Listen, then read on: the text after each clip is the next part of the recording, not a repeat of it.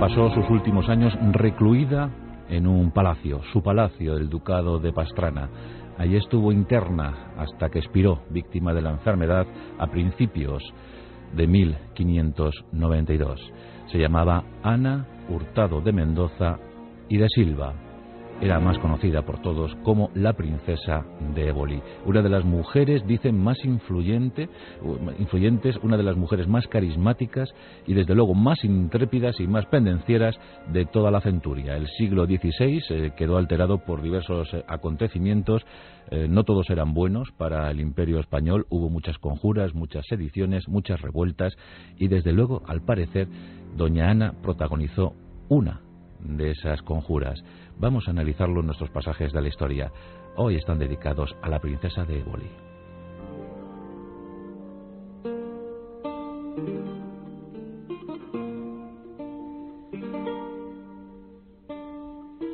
Desde luego tuvo una educación exquisita. No en vano provenía de dos de los mejores linajes castellanos. Por un lado su padre, don Diego Hurtado de Mendoza, que llegó a ser virrey de Aragón. Por otro, doña Catalina de Silva, un amplio linaje, este último, incluso pues, muy asentado en Portugal.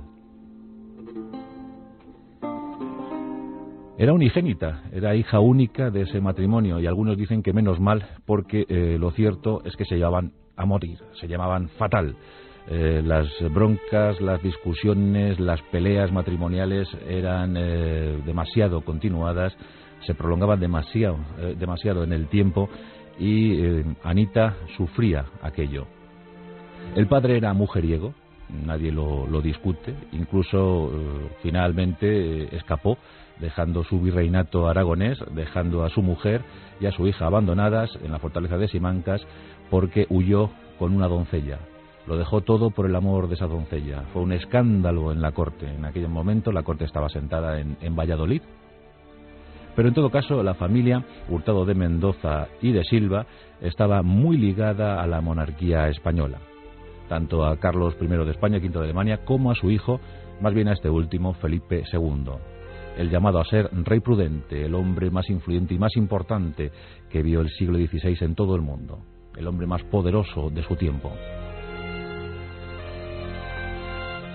Ana, en su mocedad, dicen que era una muchacha guapísima. Destacaba por su belleza, por su porte, por sus ganas, su afán de aventuras. No muy versada en letras y en disciplinas académicas, pero sí en prácticas que algunos tacharon de varoniles. Por ejemplo, gustaba mucho del florete, esa espada ligera con la que se batía en duelo con algún paje, y dicen precisamente que motivo del parche que cubría uno de sus ojos fue que luchando a espada o florete con un paje, pues recibió la punta de ese florete del enemigo y por eso su ojo quedó inutilizado. Otros afirman que simplemente tenía estrabismo, vamos, que era bizca y trataba de ocultar ese ligero inconveniente con el parche. La verdad es que la princesa de Éboli se inmortalizó siempre con el parche, quedó ahí en los retratos, en los cuadros, y parecía casi una bucanera, ¿verdad? Una filibustera, una practicante de la piratería en los mares caribeños. Bueno, pues ese parche no restaba un ápice de belleza a su rostro, ni a su indiscutible porte y actitud. Era de vieja cuna, era de rancio abolengo, y eso se veía de inmediato nada más estar ante su presencia. Bueno, don Diego, amorío tras amorío, pelea con su mujer tras pelea, buscó un buen novio, un buen pretendiente, un gran partido para su hija. Era hija única, iba a recibir una hermosa, una incontable herencia. Había que buscarle acomodo en la corte. Y nadie mejor que don Ruy Gómez de Silva, un hombre de origen portugués que era amigo íntimo, leal, como pocos, a Felipe II. Por entonces Felipe II era príncipe, hablamos del año 1552. En ese momento Ana tiene 12 años. Recordemos que había nacido el 29 de junio de 1540. Las cosas eran así, el rigor, el tiempo imponía su demanda, y esta no era otra sino casarse pronto porque presumiblemente no se vivirían muchos años. Te casabas con 14, tenías todos los hijos posibles y morías a los 40 o los 50 años, ya incluso siendo considerado un anciano. Así era el siglo XVI, se vivía muy deprisa, había que hacerlo todo muy rápido, presto. Bueno, pues Anita fue prometida en matrimonio a don Ruy en 1552 y la boda se desarrolló por poderes porque don Ruy era un magnífico embajador de España y había cubierto misiones eficacísimas y además de gran provecho para España en Inglaterra, en Flandes. Don Ruy era uno de los mejores lugartenientes de Felipe II y durante 5 años no pisó tierra española. Siempre anduvo involucrado en esas misiones diplomáticas. La boda se celebró en Zaragoza, la capital del virreinato aragonés, y un orgulloso don Diego dejaba a su hija casada con el llamado a ser hombre importante de Felipe II. La dote también fue magnífica. Dicen que Ana y Ruy se quisieron poco. Los más rigurosos biógrafos han descartado esa polémica, que se antoja excéntrica, porque si alguien quiso, Ana Hurtado de Mendoza, si alguien amó, fue a su marido Ruy. Estuvo unida a él 20 años. En esos 20 años nacieron 10 hijos, de los que 5 llegaron a edad adulta.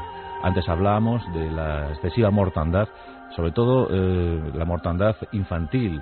Bueno, tenías 10 hijos para que te sobrevivieran 5, y eso casi era un milagro. Pues de estos 5 hijos, una llegó a ser duquesa de Medina Sidonia, otro llegó a ser obispo. La verdad es que los 5 alcanzaron grandes posiciones. Y el propio Felipe II, a pesar de los posteriores desencuentros con Ana Hurtado de Mendoza, quiso proteger a estos vástagos de su fiel Ruy. Pues como digo, 5 llegaron a edad adulta. Y Ana contemplaba feliz su futuro. En 1559, Ruy Gómez de Silva llega a España para quedarse. Y por sus servicios prestados, por sus grandes y eficaces tareas prestadas a España, Felipe II, ya rey, le nombra príncipe de Éboli.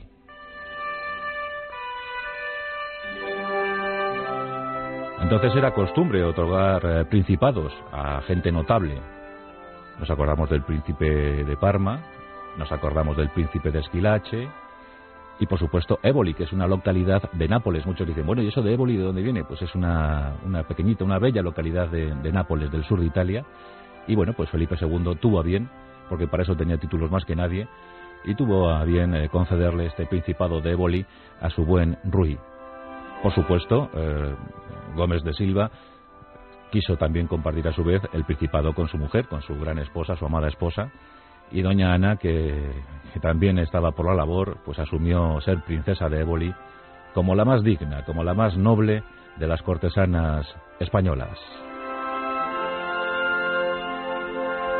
Y es que se había prodigado mucho por la corte vallisoletana ya en su juventud, o en los tiempos de casada, con el marido ausente. La duquesa, la futura duquesa de Pastrana, pues estuvo muy dada a las fiestas de Valladolid. Se dejó ver en todos los eventos y su belleza, desde luego, no se discutía. Su talante, su forma de actuar, su forma de ser. Ya decían incluso que por entonces se la veía conspiranoica, que soñaba con entroncar su familia a la del viejo reino luso.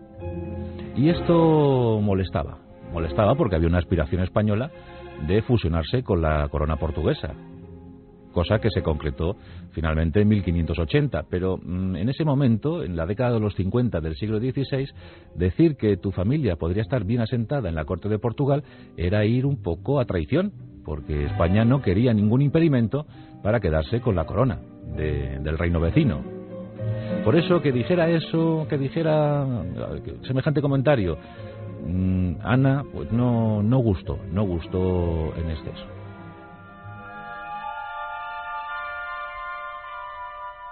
Y aquí la tenemos en la década de los 60, siendo fiel esposa, amante leal, siempre unida a su querido don Ruy Gómez de Silva. Compraron todos los terrenos aledaños a la ciudad alcarreña de Pastrana, allá en Guadalajara, muy cerca de Cifuentes, el sitio donde nació Ana de Mendoza. Y el rey Felipe II quiso premiar también el esfuerzo de don Ruy, concediéndoles el ducado de Pastrana. Por tanto, esto hizo, yo creo que más feliz a doña Ana que el Principado de Éboli, porque su abuela, su querida abuela, había sido dueña de estas tierras y las había perdido por mor de los acontecimientos. Así que su marido recuperase para ella Pastrana fue motivo de felicidad, y el rey lo premió encima otorgando el ducado.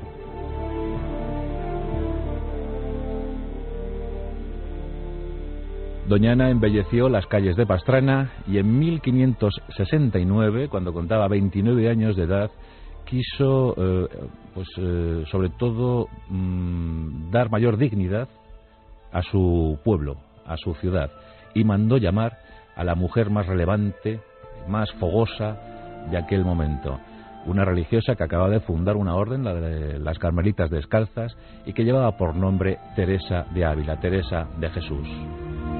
Año 1569, Teresa de Jesús, la santa abulense, llega a Pastrana para fundar 2 conventos de carmelitas. En principio, ambas mujeres, semejantes personalidades, pues no chocan, se llevan bien, pero claro, a Teresa le preocupa comprobar cómo doña Ana quiere intervenir en demasía en la construcción, en la edificación de los conventos, quiere darles un toquecito a estilo, a moda del siglo XVI, no tan austero como pretendía Teresa, y bueno, pues son pequeñas fricciones que todavía aún no han desembocado en la riña que posteriormente se dio. Los 2 conventos quedaron inaugurados, las primeras carmelitas se instalaron en ellos, y así llegamos al año de 1573, un año dolorosísimo para doña Ana, porque queda viuda al fallecer don Ruy Gómez de Silva. En ese año, transida por el dolor, toma una decisión que algunos aseguran fue demasiado aventurada, demasiado excéntrica, y esta no fue otra sino la de ceñir los hábitos carmelitas y refugiarse en uno de los conventos. Pero claro, doña Ana era muy dada a la frivolidad, a la fiesta perpetua, a hacer de su santa voluntad lo que quisiera. Y claro, ordenó, al poco de estar en una de las celdas espartanas, celdas de dimensiones reducidísimas, desayunos frugales, ayunos permanentes, doña Ana esto no lo llevaba bien. Ella había vivido el lujo, el glamour del siglo XVI, había estado en Valladolid, en la ciudad más luminosa de España en ese momento.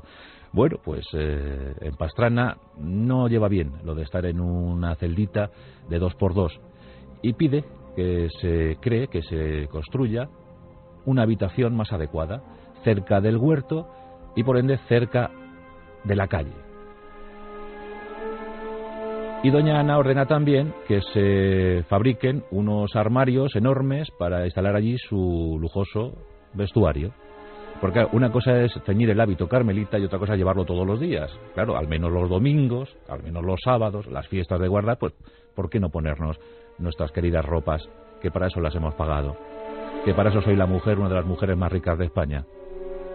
Bueno, pues la futura santa, mejor dicho, se entera de esto y ordena que las carmelitas se vayan de Pastrana. Ya hasta entonces habían tenido más que palabras.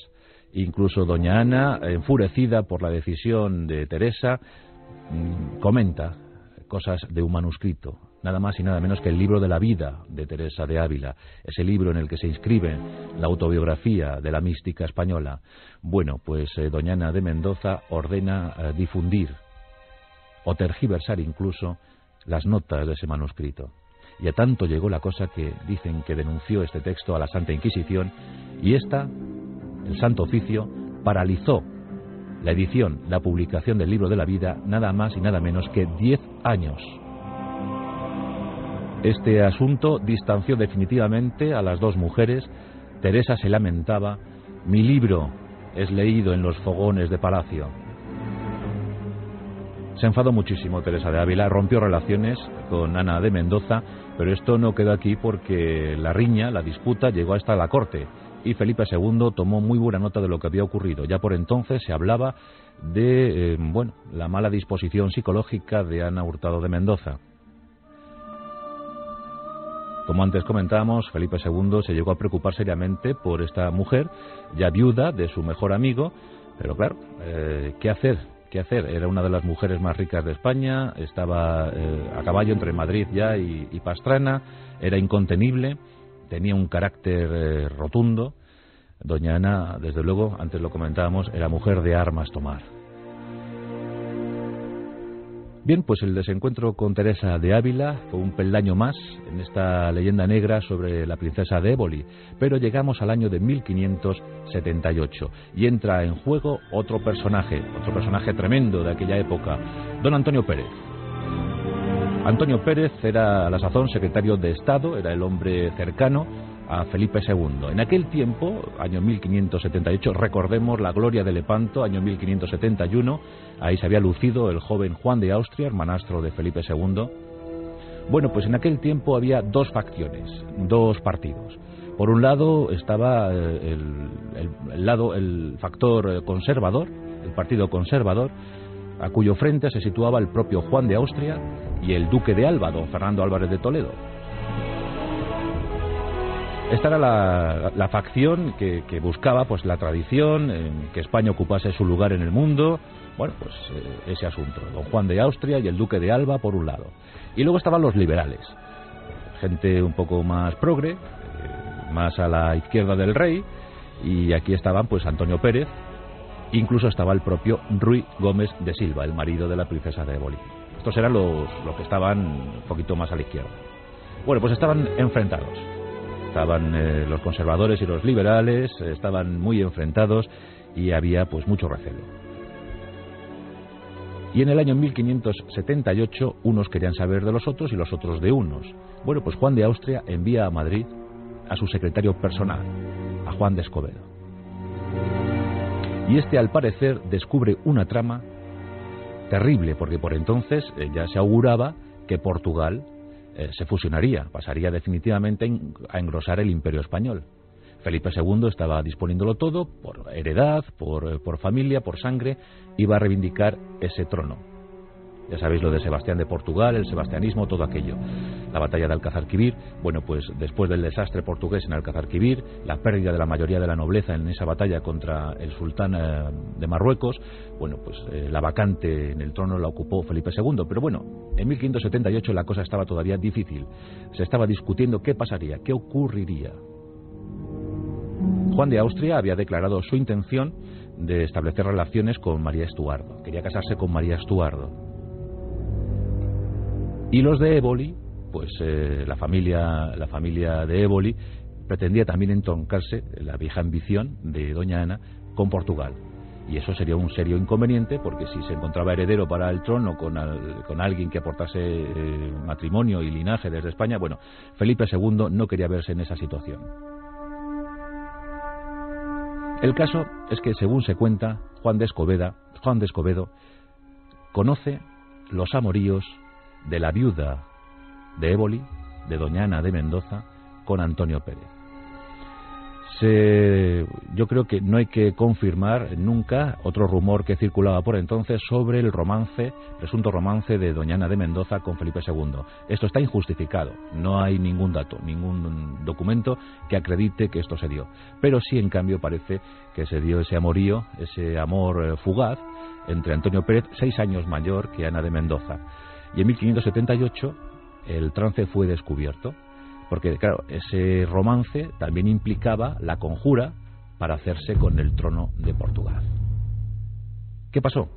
Que Juan de Escobedo fue descubierto en una lúgubre noche de 1578, tirado, muerto a estocadas en las calles de Madrid. De inmediato la rumorología se disparó. ¿Quién ha matado al secretario de Juan de Austria? ¿Quién ha matado al secretario del héroe de Lepanto? De posiblemente el personaje más querido de España en ese momento. ¿Quién puede haber sido? Todos se fijaron de inmediato en el binomio Ana Hurtado de Mendoza, Antonio Pérez. Estos, al ser descubiertos o al verse descubiertos por Juan de Escobedo, no tuvieron por menos que ordenar su asesinato, para que no se desvelase la trama. Primero la de su amorío y segundo, por supuesto, la gran trama, la de Portugal. Felipe II pide cuentas, Antonio Pérez lo niega todo, pero desde luego entra en descrédito, porque las sospechas están más que fundadas. Incluso hay algún soplón cercano a don Antonio Pérez que confiesa. Ana está desolada. ¿Qué va a ocurrir con su vida? ¿Qué puede ocurrir? Es sencillo imaginarlo. Felipe II, prudente ante todo, que quiso ser, compasivo, y con doña Ana de Mendoza no ordenó otra cosa sino encerrarla en la Torre de Pinto, aquí en Madrid, de la localidad de Pinto. Allí estuvo un tiempo, hasta que posteriormente se la consintió pasar a la fortaleza, al castillo de Santorcaz, donde allí pudo recibir la visita de sus hijos. Fue consolada por sus hijos. Mientras tanto, Antonio Pérez lo seguía negando todo, y a tanto llegó el asunto que estuvo 12 años negándolo todo, hasta que huyó a Aragón, y allí, en 1590, lo confesó, eso sí, tras recibir tormento. Confesó su implicación en el asesinato. Huyó al extranjero y desde Francia a Inglaterra contribuyó a crear la leyenda negra, la famosa leyenda negra que desde entonces acompañó a España, a la figura también de Felipe II. En fin, Antonio Pérez hizo muchísimo daño, todo el que pudo, estaba resentido, y hizo todo el mal que pudo desde Francia a Inglaterra para que España se adornase de vitola negra hasta incluso nuestros días. Bueno, pues Antonio Pérez, su historia queda ahí, su romance con doña Ana de Mendoza, constatadísimo, y su participación en esta conspiración que acabó con la vida de Juan Escobedo. ¿Y qué pasó con doña Ana Hurtado de Mendoza? En la década de los 80 se limitó a seguir bajo la vigilancia severísima de Felipe II, eso sí, entregada a sus fiestas, entregada a sus mecenazgos, entregada a su vida discreta, y a tanto llegó la excentricidad que Felipe II finalmente la declaró demente y asignó un administrador para sus fincas, su patrimonio, su heredad, y allá en Pastrana finiquitó sus días, apoyada, custodiada, protegida por su hija menor, Ana, también llamada así, y un par de sirvientas que permanecieron fieles a la figura de doña Ana hasta el final. Dicen que su único consuelo consistía en comparecer en aquel balcón, un balcón enrejado, y contemplar la plaza de la hora que tenía permitida la duquesa para disfrutar de sus vecinos, de las vistas maravillosas de Pastrana. Bueno, considerada con alteración psicológica, excéntrica, frívola, pendenciera, no sabemos nunca, no sabremos jamás por qué se colocaba el parche, si por una herida de juventud o simplemente por un estrabismo, por una coquetería. El enfrentamiento con Teresa de Jesús, los amores y conjuras en compañía de Antonio Pérez, el amor que siempre tuvo a su marido, Ruy Gómez de Silva, los 20 años que estuvieron juntos, los 10 hijos que tuvieron juntos, 5 de ellos, ya digo, llegaron a altas dignidades, incluido un obispo, que cambió su nombre por el de Fray Pedro. A principios de 1592, con 51 años de edad, doña Ana Hurtado de Mendoza y de Silva fallecía en Pastrana, víctima de la enfermedad, y atrás quedaba su recuerdo, su aureola de mujer indómita, una mujer sin duda alguna intrépida, hija de su tiempo, de aquel siglo XVI, en el que no se ponía el sol bajo el imperio español. Ana Hurtado de Mendoza, la mujer que conspiró contra Felipe II, nada más y nada menos, se atrevió a conspirar contra el hombre más poderoso de su tiempo. Y este, aunque compasivo al final, no se lo perdonó jamás.